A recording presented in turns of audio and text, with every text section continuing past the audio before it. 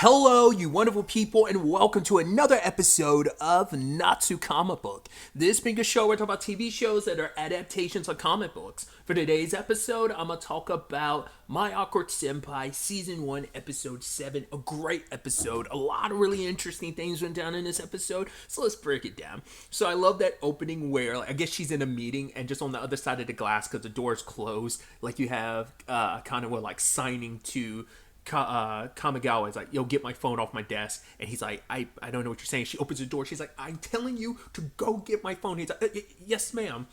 And then it's like, Hata comes over. It's like, oh, are you mad? Are you a little upset because Kanawa got upset with you? He was like, not in totality. She's like, well, what's that about? He's like, I haven't quite figured out everything that she's trying to say. Like, sometimes I have to still, parse out what she's saying when her dialect slips. And then Hato later on was like, wait, what dialect? And this makes this is a crucial part to this episode, that she makes a concerted effort to hide her accent, not her accent, rather her dialect, because she tries to keep to I guess a very uniform standard Japanese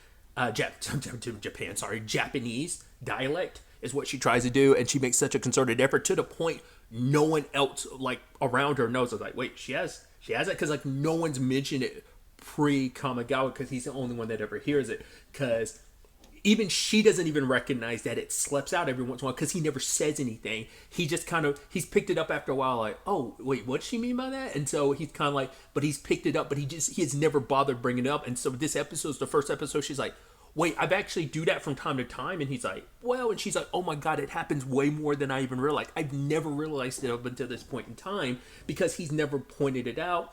And it makes sense, her being the awkward person that she is. And she tries to be, for one, perfect around Kamigawa as, his senior, his senpai. But then, in general, she tries to always be, she overcompensates for her awkwardness to try and be and present herself as the best version of herself at work. So it makes a lot of sense all across the board. But either way, the conversation comes up, and it's the age-old conversation everyone has when it comes to the parent conversation, where I love that he's kind of sighing because his parents are blowing up his phone, and he's just like, it sucks, because he's like, my parents live nearby, which you have Kanawa be like, oh, you should, she's like, oh, that's still very childlike of you to get annoyed by your parents contacting you and wanting to kind of be in your life and stuff like that. Because she's like, which is so ironic considering we literally just saw how she interacts with her mom. Granted, her mom doesn't let her get a word in edgewise, but it's and obviously that gets immediately thrown in her face later on, and she had a save face when her mom calls, and she's like, I'm just going to ignore her. But then she immediately remembered, I made such a point to Kamigawa about it. I'd be such a hypocrite if I don't at least, I was like, I gotta, show, gotta at least keep up appearance in this regard. But yeah. But my point is, that's so relatable. Everyone gets that point where they're just like, I'll call mom or dad back, type of situation of and especially in both of their cases, they were like, I expressly told my parents not to contact me while I'm at work or during the work days and stuff like that. So it makes a lot of sense. But now it also gives Kanawa ammunition against Kamigawa, because she happens to catch one of the text messages and oh, your parents call you Yu-chan, huh? And he's like, oh, I knew you'd focus on that. And she constantly throws it in the face. And it's really sweet and cute, because not often do you get to see her with that expression around him where she's just smiling and just kind of teasing him a little bit, as his senpai and stuff. But it's he's because she's obviously very strict around him, because she wants to be the perfect mentor and stuff. But because even she felt bad at a second, because I think that allowed her to add some levity to the conversation. And I think a little of her just slipped out, instead of just the stern senpai she presents herself as. The real her slipped out when she was poking fun of him for the Yuchan, because she kind of felt bad, oh, I was kind of harsh to him. I probably could have found a nicer way to say be grateful about, your parents and stuff like that, which even he was like, yeah, you're right. Kamigawa was talking about how his parents get on his case about cooking for himself and keeping his place clean. So it's kind of I'm an adult, but my parents still kind of get on me about that. And so Kanoa kind of went home, and she just kind of yeah, I probably have no leg to stand on considering like I'm in the same boat. It's like, in fact, I don't really even cook for myself. I don't even keep stuff at the house because I'm just like making like I'm cooking meals. I'm not actually properly cooking for myself because I don't. She doesn't know how to cook for herself. So understand, I'm in the same boat. I'm heating up like stuff all the time. Like I'm saying, if it's microwavable, cool for me, type of thing. So I totally get her. No judgment from me. But either way, she ends up going to the store, which I think is so cute, like, because she's in very casual wear, but she's, like, wearing her glasses and everything. Like, she's very, like, dressed down. And then when she goes in the store, her immediate thing was, like, she was noticing, like, oh, all these deals, especially because there's some bento boxes on, like, discount and stuff. But lo and behold, who does she run into? Kanoa runs into Kamigawa because she forgot, crap, you do live in the area somewhat. I forgot, like, we went through this whole thing of, like, I know you live relatively close because of the whole typhoon situation in episode 5. But, she kind of felt embarrassed when he was like, oh, yeah, there's these vegetables on sale and stuff. And she's like, crap, like, I can't just show that I don't know how to cook. She's kind of feeling bad about it because she's like, I'm here for these bento boxes. But she's like, oh, what does that mean? How am I going to come off like not as a great senpai if I can't even cook? She like uses that against herself. And especially because there's a couple nearby talking. And now she's thinking to herself, like, and she even says like, oh, like, Kanawa must, I'm sorry, keep doing it. Kamigawa must, be disappointed like in someone who can't cook or whatever. But all he was thinking about was like, I wonder, do me and Kanoa Senpai, like, in this moment, like, do we seem like a couple? That's all he was kind of focused on. And so she even asked him, like, oh, like, the fact of the matter is, like, what are you kind of looking for in a part, like, someone that can't cook or whatever? Like, is that an issue? And he's like, well, someone who can cook is nice, but he also thinks, like, the whole potentially, like, cooking together is kind of a nice thing. And even, like, the fact is the notion of someone practicing is really nice notion to him. So it's like, yeah. And he's like, oh, so yeah, back to what you were doing. Like, it was something you did pick up. She's like, yeah, vegetables. And she's staring at the bento boxes, and she's like, oh, I should have just been up front. But she dug her grave, and so when she comes into work the next day, she's got cuts on her hands, and he's like, oh my god, what happened? She's like, oh yeah, paper cuts. He's like, do people normally get that many paper cuts? Because she's too embarrassed to admit for when she can't cook, and that was her attempt because I guess she was too nervous to double back to the store because I could see just like the awkwardness, anxiety running her mind of like, I don't want to take the chance I double back to the store and Kana was still there. Maybe she also feels weird if she leaves the store and then immediately like comes back. It's kind of awkward, but like, oh, I was just here and I came back. Like, once again, I can understand the anxiety inducing like awkwardness like running through your head of like, oh, that'd be too awkward. Not even just running into Kamigawa, but also just the people in the store knowing that you left and came back. It's awkward. So it doesn't have to make sense to you. It's just like in your brain, it makes sense because you're overthinking everything. There's no like true rationale to it. It's just you being a little crazy. Once again, I as an awkward human being, I study in the ways of awkwardness. I get it. Your brain makes the most irrational like choices and decisions and rationale for things. But she ended up giving him like a marker or something that she was using to write something. And she's like, oh yeah, fix this. And walks away because she wants to talk to her mom. And her mom is getting on a case about like, oh, so the yukata thing from last episode, you brought that up. It's like, ooh, does that mean you have a boyfriend? She's like, no, it's not like that. She's like, oh, okay, honey. I mean, but if it's like that, she's like, there's always like the arranged marriage thing. It's like, well, I have a boyfriend. It's like, wait, you do? And she immediately hangs up. Because for her, it's like, wait, you? Actually? That's kind of crazy because of Kanoa's personality. And obviously, sadly, Kamigawa had to overhear that. I was like, oh, are we going to sit with that for a while with him under the misunderstanding thinking she actually has a boyfriend? But he was like, yeah, I came here because you asked me to fix this. And she was like, what? And then she realizes her accent slipped out. He was like, yeah, I didn't know what you meant. But he's like, oh, it's like, you meant put it away. And he kind of brings up the whole accent thing. And she's like, wait, has that happened more often than realized? He's like, yeah, it is. And she's like, going forward, if my I keep saying accent, sorry. If my dialect comes out, you have to ask me. Because for him, he's always struggled. Because he's like, basically when he doesn't understand what she's saying, he basically looks it up because he knows what her dialect is. And so he just basically looks up like, well, what does that mean in this dialect? And he's like, oh, so most of the time he's able to kind of make his way through it and figure it out. But this time he was like, I don't know what you wanted me to fix here. And it's like, oh, you wanted me to put it away. Okay. Once again, that's such a fascinating thing. Once again, like language is so interesting like that. That like a difference of dialect can make such a massive difference. Once again, I kind of understand. Like I said, it feels like certain regions can have their own way of speaking, their own. I mean,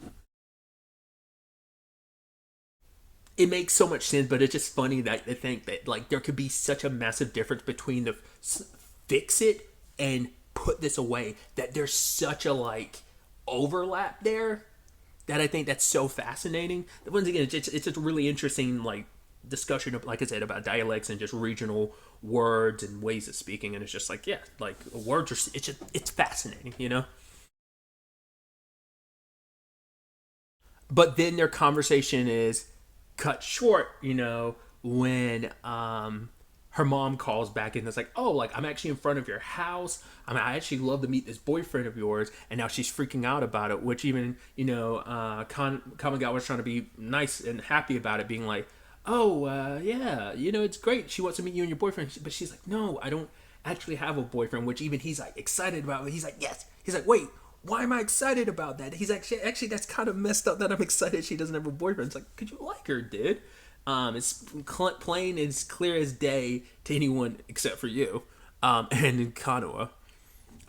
So at that moment, she's like, oh, well, you know, my mom's going to stick me with some stranger. And the moment that was said, Kamigawa was like, I can pretend to be your boyfriend, because he wants to, like, at the very least, it allows him to stay close to Kanoa, gets to do something for her to pay her back for all that she does for him. Two, it also prevents her mom from ever pushing the whole, oh my god, this is here's someone you should marry, like pushing that on her in the future. So like, you know, and probably doesn't think too much of about it, because he's probably just in his rationale thinking, I'm just doing my senpai a favor, even though it's like, well, there's deeper ulterior motives behind it.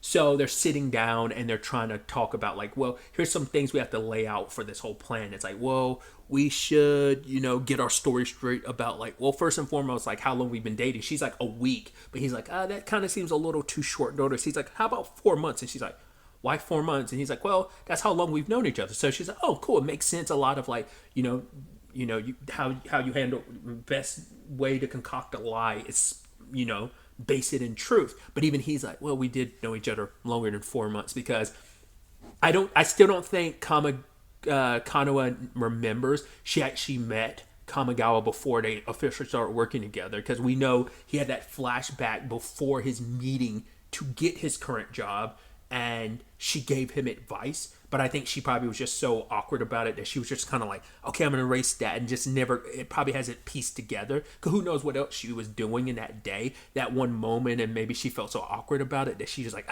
forget it, and just kind of erased it from her mind, not even remembering that it was Kamigawa. But for him, he did. Right? That's why he's latched onto her so much, because her advice is what got him this job, and being able to kind of work for her and kind of pay it forward in so many regards, and continuously so, with all the help she gives him to make him better and greater at his job. Like, obviously he respects her so much and he cares for her on so many different levels. So, but then he's also like, well, we should probably also learn a little bit about each other, because he's like, yeah, like I should learn about you in case your mom asks about it, because he's like, you know, what do you do for your hobbies? But he's like, oh, if you don't want to tell me, she's like, I play video games. He's like, oh yeah, me too. I really love playing video games. And this is what we got in the episode. And I had to pause when he was like, yeah, I'm playing Final Fantasy VII Rebirth. I was like, what? I had to be like, why that game specific? You could have just made up a video game or whatever, or just kind of danced around it. But I'm like, why specifically FF7 Rebirth? Which, no shade or anything like that. If you don't know anything about me, first and foremost, JRPGs are my favorite video games. They've always been the games I've gravitated towards, especially as I've gotten older too. Even more so, those are like the only ones I mainly play as I've gotten older. But I'm a massive Final Fantasy fan. So, but it was just, it took me a second to be like, why are you? And then I had to remind myself, I was like, oh, right, this manga, the My Awkward Senpai manga is published under Square Enix. And I was like, oh, it's synergy. Because probably at the time that this anime was in production, that's probably the most recent Square Enix release. Either way, I just thought that was kind of a fun little thing. Because I don't know if Square has anything to do with Square Enix has anything to do on the anime front. Like I said, definitely this is published under the manga, but I don't know if they have anything production wise connected to the anime. I looked it up. The animation studio is called Studio L. I believe that's the pronunciation, ELLE. I'd assume, or not unless it's like Studio Ellie. I don't see any correlation or connection to Square Enix on that front. I figured it wouldn't be, but I just had to double check just to make sure. But either way, tangents and all that aside, like I said, just funny little bit that I had to just kind of pause and go like, wait, what? So either way, we have Kanoa and Kamigawa meeting with Kanoa's mom, and I love just the interaction where it's just like the zoom up of her mom, and it's like, wait, is that your sister? It's like, no, that's my mom. Your cousin? And she's like, no, that's my mom. Understandably, it's anime thing, manga and anime thing of, hey, this person looks extremely young because it's like her mom looks exactly like her, like they could be the same age. So it's like, I definitely understand it. She looks just as young as Kanoa does. But either way, it's kind of the introductions aside, and like in traditional family story time, she ends up, telling embarrassing stories toward Kanoa, and then ultimately she asks a question of like, oh well, what is the, I forgot, I think it was something along the lines of like, what's the thing that you like, what gravitated to you towards my daughter? And then like obviously Kanoa's feeling bad in her because she's like, obviously he can't answer that because she doesn't realize, oh, well, he actually does like you. There are plenty of things he could talk about that he likes about you. But she's like, because she also feels like she stumbles being a senpai, so she doesn't even think like, oh, there's anything positive I do. Like, I mean, first and foremost, we're not dating, so there's nothing to like about me. But luckily a call comes through and it leaves the two of them alone. And her mom shares kind of her concerns about Kanoa, about like her, like, just playing games all the time, but also just like her being the introvert that she is, and it leads to many people misunderstanding her. And she talks about like, right, even as a kid, she was always a very awkward, introverted kid, and even brings up like a sports day event where like someone got hurt, and she took a lot of responsibility because she was kind of like, because she got good grades, she became the student representative for her class. And because of that, she is the type of person that takes a lot of responsibility and puts it all, a lot of onus on herself, which we see that time and time again. That's just the nature of who she is. She's a very hardworking person. Once again, I think that those can be don't have to be mutually exclusive. Maybe not. About like her hardworking personality doesn't necessarily have to be an overcompensation for her awkwardness, but it kind of goes hand in hand. But I think can also be two separate things. So she's a hardworking person and an awkward human being, but they can overlap. But they aren't. Like I said, inherently. Entangled. It's the way I'm sorry, I'm phrasing it so weirdly. And so for her, first and foremost, her mom was kind of like, wait, like, because she kind of like spoke like she thought this was a sham. It's like, oh my god, are you trying to like scam her out of stuff? Because she mainly plays video games and stays at home, so she probably has a lot of money. Oh, are you after her money? It's like, no, it's not like that. And she's like, oh, okay. It's like we see that she has that type of personality where she immediately shifts. We kind of already kind of knew that a little bit just from the little moment she's talked to her mom on the phone, just like how like her mom is kind of very like quick to like immediately kind of change beat with things. But yeah, basically going back to it, that story about sports day, it was like someone got hurt and she took a lot of onus on herself, and she tried to yell at everybody like, calm down, it's all okay. And that made people view her a certain way and made people scared of her. And so it's like, right, she's like, my daughter, I was about to call her sister, Jesus. My daughter is the type of person that will look after people, even if it inadvertently makes people like hate her. She'll always be that person. And she's like, I understand if she's like that at work, but then like Kamigawa's like, yes, people do think she's scary, and like, yeah, she can be strict, but he's like, I know she's coming from the place of a very kind-hearted person who does like looks after people. And it's like, yeah, like she pushes me to, might yell at me to like, so that I don't make any mistakes, but like I know it's coming from a place of her being such a kind-hearted person. And Kanoa overhears all of this, and she's kind of tearing up a little bit because she doesn't know like how Kamigawa, I keep doing that, sorry. I almost want to like always call Kamigawa Kanoa. I don't know why that like switch up keeps happening in my head, I'm sorry. But I think even though like, because Kanoa heard about it last episode from the way like Hato was like, oh yeah, like this is how Kamigawa like speaks about you. And I think especially in that moment where it's just like, well, what's there to like about me? And just to hear like those elements that he praises of her as a senpai and just as a person, like, are the things he does like about her as a person. And I think for her that meant kind of a lot, especially considering like most people at work fear her. And it's one thing to hear that secondhand from like Hata, like Kamigawa's perspective, but to hear him put it in words, not her not being around, like he could speak a little more freely, and he chose to say that. I think it means the world to her. Because Kamigawa slipped up, and instead of calling Kanawa by her first name, he accidentally slipped up and called her senpai. And it's like, oh, so you guys aren't really dating. She set this all up. But it's like, yeah, the fact of the matter is you went along with it kind of showcases, how much you care about her. And it's like, she's like, I know it. It's nice knowing, like, I know how my daughter is. And it's nice knowing that there's someone responsible around her, someone that understands her the way I do. And the world might not do it and people might misunderstand her, but for you to kind of get her, I like that she has someone like you on her side. And we didn't know at the time what it was she said, but you knew it had to be something dialect related because Kamigawa brought it up, and she's like, oh, interesting. And we find out what it is later on. She had told her, like, right, the fact is that she is willing to, like, use her natural dialect around you shows how much she trusts you, because it's like she gets so comfortable around Kanawa. Do it again. Sorry, Kanawa gets so comfortable around Kamigawa that she lets her guard down, and so she's just naturally doing that. Because I mean, who knows? Like from a young age, it could have stemmed from people picked on her because of her dialect, and so it isn't just something she carried her into the workforce. This could be something she's dealt with her entire life, and it's just kind of culminated in her like just doing it by default, but like finding herself so comfortable around him because of the time they spent together, and that she's able to kind of let loose and let down her guard a little bit, I think speaks volumes. So either way, they're having dinner, not dinner, sorry, I said that weird, I said dinner weird just then, but they're having lunch or whatever the next day, and she says like, oh, I can't cut the tomatoes, and he was like, oh right, I looked it up, because basically her dialect's like a combination of multiple dialects or whatever, and he's like, oh, you mean that you don't like tomatoes?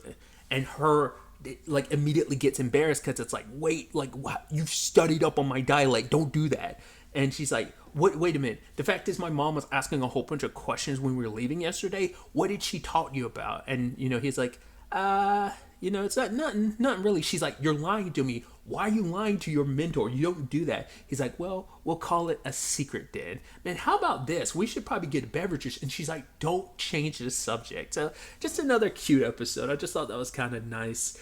Like I said, bringing in the whole dialect conversation, and also bringing her mom, bringing their dynamic forward, especially on the Kamigawa side of things. So I'm curious to see what Kanawa's takeaway from all of this will be. I mean, especially like she might try to make a more concerted effort to not let her dialect slip out more, but it's probably going to. And because Kamigawa is getting better at understanding and knows like how to decipher her words, he's probably going to get better and better at it, so she probably won't notice that it is still slipping out despite her concerted efforts to prevent it from slipping out. So it's going to be interesting to see how this all plays out going forward into the next episode. But really, that's all I wanted to talk about. So the next time we meet, be happy, be safe, live life to the fullest, and enjoy it. Good day and goodbye.